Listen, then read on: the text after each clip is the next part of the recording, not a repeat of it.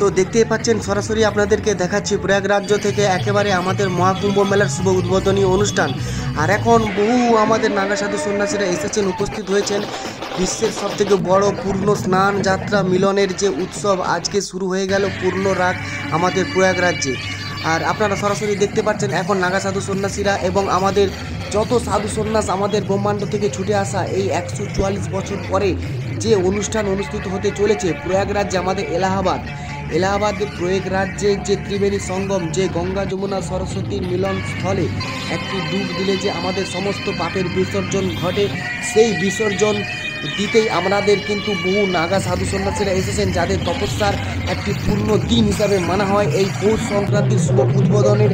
আজকে আপনাদেরকে দেখাচ্ছি এই দৃশ্য। আর সরাসরি কিন্তু আপনারা ভিডিওটি সবার মধ্যে শেয়ার করে দেবেন এবং হিন্দুদের সনাতনী ধর্মের সবথেকে বড় উৎসব।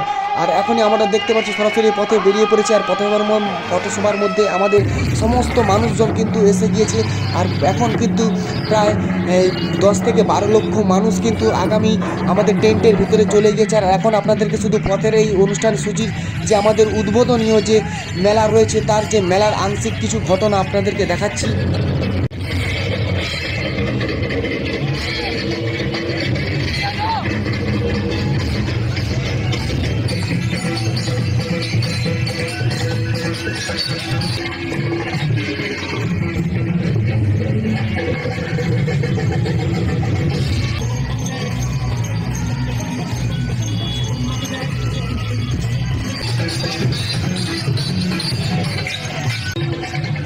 ইতিমধ্যে কিন্তু আমরা এসে উপস্থিত হয়ে পড়েছি। আর দেখতে পাচ্ছ এখানে কিন্তু আগুন নিয়ে এই মানুষটি কিভাবে করছে। আর এটি হলো আমাদের নাগা সাধু সন্ন্যাসী।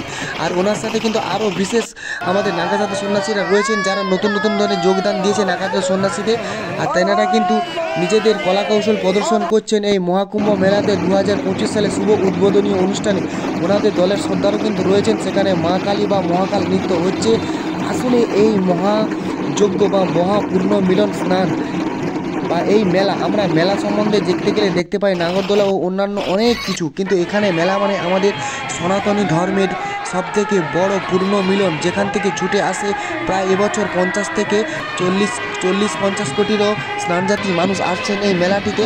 আর এখন দেখতে পাচ্ছেন আমাদের ভগবানের যে হাতে থাকে ডমরু, সেই ডমরু কিন্তু বাজাচ্ছেন আমাদের এখানে আমাদের যে ঋষিগণ, এনারা কিন্তু ঋষিগণ রয়েছেন। আর আবারও কিন্তু আপনাদেরকে পুরো দৃশ্যটা তুলে ধরে দেখাবো। তো দেখুন